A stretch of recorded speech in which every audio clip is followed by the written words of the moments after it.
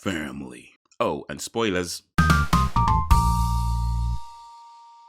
Welcome to the channel, I'm Hayes, I talk movies all day, so subscribe right now if you want to be entertained. And today, I want to talk about The Fast and the Furious, the 2001 street race movie that over the following 20 years became a science fiction space drama. So here's what I'm going to do, go through the movie, point out all the reasons as to why it's trash, and then at the end, drop a few final thoughts. So the movie starts off with a highway truck heist. A gang of unknown bandits drive up to a truck, pull out the window and proceed to hijack the vehicle and burgle the contents, which is mostly DVD players.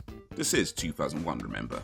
But here's the thing, when they shot the harpoon through the window, why didn't the truck driver just stop the vehicle then? Whether he wants to fight or flight, he'd stand a much better chance at either if he stopped and got out. Furthermore, instead of shooting a harpoon through the window, why didn't the burglars just shoot out the tires of the truck? They were already in a place with not many witnesses when they caught up with it. Why not shoot out the tires, forcing it to stop, knock out the driver if necessary, break into the container, offload the contents and drive away? I mean, they might need a van or two to fit everything, but surely it's a much better plan than drive the truck to some other place where they presumably then have to offload the truck and get rid of the truck and the driver, who at any time can wake up and ruin their whole plan. Brian turns up at the Toretto garage / cafe and orders a tuna on whites with no crust. And I don't know who needs to hear this, but ladies, if he don't eat the crust, he's too young for you. Also, apparently Brian has been turning up every day for the past 3 weeks and asking the same question about the tuna. That alone should have blown his cover. Also, why is Mia leaning over the desk to write? Don't they got chairs? Or do they just need a hot girl pose? Also, is Mia supposed to be writing? Because if she is, she might want to pay more attention to where that pen is. How far did Brian's head go down to bite that sandwich? I don't know who needs to hear this, but ladies, if he has trouble bringing the food to him, he's too young for you. Vince!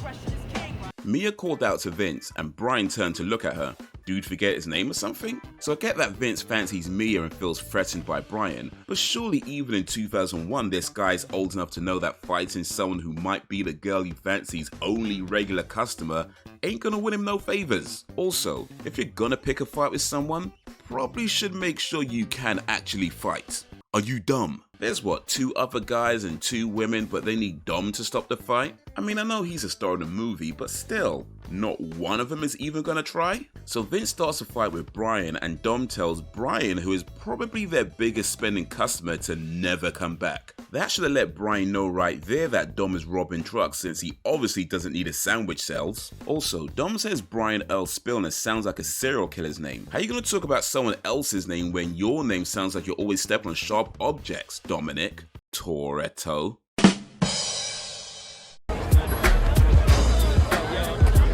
A Ja Rule song plays when Ja Rule is first shown in the movie. How cool is that? That probably means he's gonna have a recurring role throughout the entire movie series. But anyway, Edwin says that he knows a few things, and it's not about how you stand by your car, it's how you race your car. Really? That's what Edwin knows? Why did they get Ja Rule to come say the most obvious thing? Like nobody could have figured out how you race your car is pretty important in a car race? Earlier, Leslie asked Dom if he wanted a drink, to which he didn't give a verbal response. Now they got Leslie being the insecure girlfriend type. I mean, I know the movie's just started, but I just don't feel like that's supposed to be her character. And she seems to be more the type to be smacking Dom upside their head for getting too handsy with those girls right in front of her. So Dom decides who gets to race in the race that he's racing in. Does that seem right to you? Because of their illegal street racing activities, somebody's pizza got cold. Also, the police radio said there was a homicide, and they took that to mean they're good to go. Presumably because all police resources would be directed to deal with the murder. First of all, no. And B, how will they know homicide or any other major crime is going to take place on the day they wanted to race? Unless they got somebody committing murders on their chosen day for them, this seems like a highly inefficient way to organize a street race. If no murders are committed, what happens? They just go home? And if they do have someone committing murders for them, then why do the police care more about stolen DVDs? Now, I ain't no street racing expert or nothing, but maybe it's best to have the monitor in a position that doesn't involve taking your eyes completely off the road while moving at ridiculously high speeds. Here's what I do know though, as cool as the one hand on the steering wheel looks, you really should have both hands on the wheel to maintain better control of the vehicle, because at that speed, any kind of bump or dip in the road could send you to the hospital. So Brian died in this scene. Also, telling your computer to shut up doesn't resolve the issue. Are you dumb? My trophy. Did Dom just refer to Letty as his trophy? And then Letty smiled at that? Alright, forget what I said earlier. Letty is a bimbo in this movie. Edwin gets mad at Monica after she rejects him. Normally I'd say he's wrong for that, but considering she promised her titties to him whether he won or lost, Edwin had every right to be upset for being lied to. That being said, if Edwin has been around the race scene long enough to know it's not about how you stand by your car but how you race your car, then he should know those girls belong to the streets and should never take anything they say that seriously. Just be happy you got to feel on one of her boobs. I guess they told the extras something like, react to everything Dom says. You never had your car. Granny shifting, not double clutching like you should. Almost had me. But when Dom says they gotta replace the piston rings, why this guy acting like somebody told a yo mama joke? Dom says it don't matter whether you win by an inch or a mile, winning is winning, which is true. But if an amateur can come pretty close to beating a seasoned vet, maybe that amateur is an undercover cop. Just saying. So known criminal Dominic Toretto thought he could just casually walk through the empty streets while the police are on 3 stars. Are you dumb? Dom is mad at his team for not coming to get him, but in the time Dom got made by the cops to when Brian picked him up was what, 20 seconds? Dude literally just ran around the corner and Brian was right behind him. Furthermore, when Dom asked Vince where he was, Vince said there were masked cops and it was orchestrated. And still, at no point Dom is thinking, how did Brian know exactly where I was? Are you dumb? Brian asks Dom if he has a bathroom, not, can I use your bathroom? I know you shouldn't assume things, but a house like that would have a bathroom. Actually, on second thoughts, this is LA, so yeah, never mind. When Brian and Mia walk into the next room, the song playing is Area Codes by Ludacris. That just seems disrespectful. Oh, really? Brian is a cop?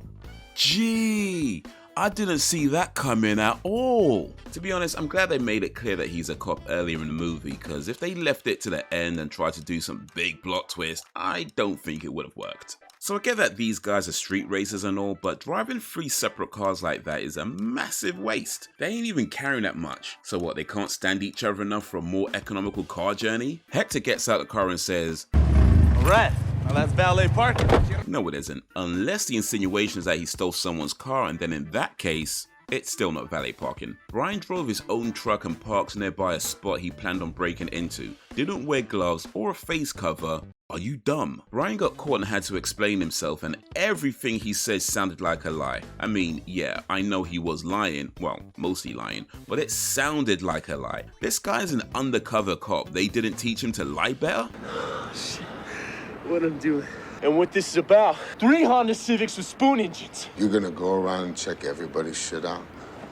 Yeah, because Dom, you know, I can't lose again. Boy, if you don't get your tuna eating, granny shift instead of double clutching vegan Johnny Bravo looking ass the head up out of here. Also, the excuse was just dumb because Hector ordered 3T66 turbo whatever's he's gonna break into everyone's garage and check what they're packing because he doesn't want to lose at race wars. Really? That's the best excuse you can come up with? And Dom still hasn't figured out he's a cop yet? Clearly Vince should be running this operation. So Dom must have thought Brian's BS excuse was actually a good idea, because next they go break into Johnny Tran's garage with no gloves or face covers. I mean, these guys are supposed to be professionals, right? Also, they really don't need to know what the other guy's gonna put in his car for race wars. Brian already works at Harry's. Dom has major clout with Harry. Between the two, they can just get the best of everything. This cop just admitted to other cops that he masturbates to Mia's surveillance photos. He gets shoved by Brian, but really, isn't that grounds for immediate dismissal? Then this guy says, "What, are you going native on me, Brian?" And what? Somebody needs to ask this guy to explain what exactly he means by native. When Brian tells Dom he's taking Mia out to dinner, Dom says, "You break her heart, I'll break your neck." This from the guy who was getting real cozy with a couple of hoe bags right in front of his girlfriend. And when exactly did Dom sleep with Johnny Tran's sister? Cause I'm guessing it was sometime after Dom and Leslie got together. And now you want to issue threats?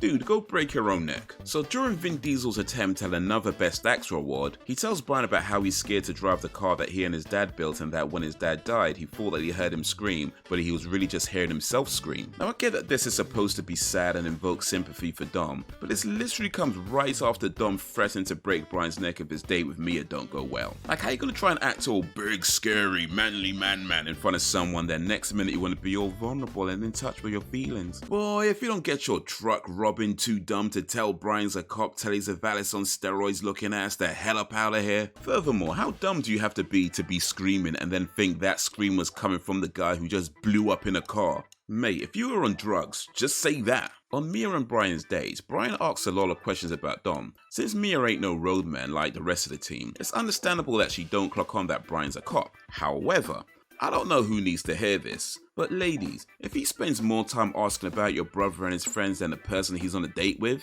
he's too young for you. Also, Mia mentioned that Leslie started to get Dom's attention when she turned 16. They don't say how old they are now, but Diesel is about 11 years older than Rodriguez, so when she was 16, he would have been 27.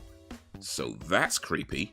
Tanner calls Brian and tells him they're gonna move on Johnny Tran. When Brian answers the phone, he says, yeah. Then when asked if they should move on Johnny Tran, he says, yeah, again. Now from Mia's perspective, all she heard was Brian say, yeah, twice. So when Brian tells her it was a wrong number, it is exactly this point she should be suspecting him hard. From asking big questions about her brother to obviously lying, and you're still trying to make a caramel latte. Are you dumb? There's a montage of the cops arresting Johnny Tran and his associates. They storm his home, businesses, manhandle people, and just generally show no regard for them at all. All because one white guy said he might be stealing DVDs, and that's probably the single most realistic part of this film. Turns out they weren't stealing DVDs, and Brian is upset that Agent Bilkins blames him. Dude was the one who told him about the DVDs in the garage and Johnny Tran's behavior, and gave the go-ahead to move on Tran, so yeah, definitely your fault. Did Ferrari really agree to have one of their cars driven it in an impromptu illegal street race and lose? Ferrari, who make actual race cars in actual real life, agree to have one of their car models lose a race in a movie to a Toyota? Okay. Brian tells Dom he wants in on whatever he's into. Dom then takes out a piece of paper and slides it over. It was directions to Race Wars. Dom says, we'll see how you do, then we'll talk. So what was the point of all that note sliding like it was some secret thing? Brian was already supposed to be at Race Wars anyway. That was why he went around breaking into people's garages, remember? Dom could have just said, we'll see how you do at Race Wars and then we'll talk. Didn't have to be on some espionage thing just to reveal something he's already going to be doing anyway. Are you dumb? The Race Wars event has security, so is this an official event? Like, not illegal or anything? If so, shouldn't they have more regulations on who and what can enter? Because it seems like they just turn up and get paired with someone. How can they be sure it's a fair race? Also, since none of these guys are professional race drivers and for all intents and purposes just regular guys, the insurance on an event like this must be ridiculous. Or how many waivers must they sign before they're even allowed to race? Also, this is an event presumably attended to by car enthusiasts, yet nobody is taking pictures of the cars. A couple of people taking pictures of something else they wouldn't mind riding in, but no one's taking pictures of the cars. Also, I guess this is part of the street race culture, and to be fair, part of a lot of cultures, but there really are a lot of instances of female objectification. Even the two lead women are pretty much reduced to bimbo girlfriend and too mesmerized by the dick to spot the obvious lies. Jesse, the genius car mechanic, thought it was a good idea to bet his dad's car in a race against Johnny Tran, knowing that Johnny Tran most likely had all kinds of souped up parts in his car. Are you dumb? By the way, Leslie had a nitrous boost in her car, but the guy she was racing against did not. Jesse had a nitrous boost in his car, and so did Johnny Tran. So what are the rules on nitrous in this event? They really should be checking the cars that enter. And you know what? It was you! This is by far the most awkwardly delivered line in the movie. Dom gets into a fight with Johnny Tran. There's a big commotion, security gets involved, but Dom is not asked to leave. So is he like the Will Smith of the racing world? Dom and the team go to rob the truck and still won't just shoot out the tires. Furthermore, the last time they robbed the trucker had a bat, and yet this time nobody thought to prepare for a trucker with a weapon? Are you dumb? They made Leslie act like a bimbo throughout this movie, but it just doesn't seem to fit, you know? So maybe this is where they redeem the character and show that she's so much more than just Dom's girlfriend.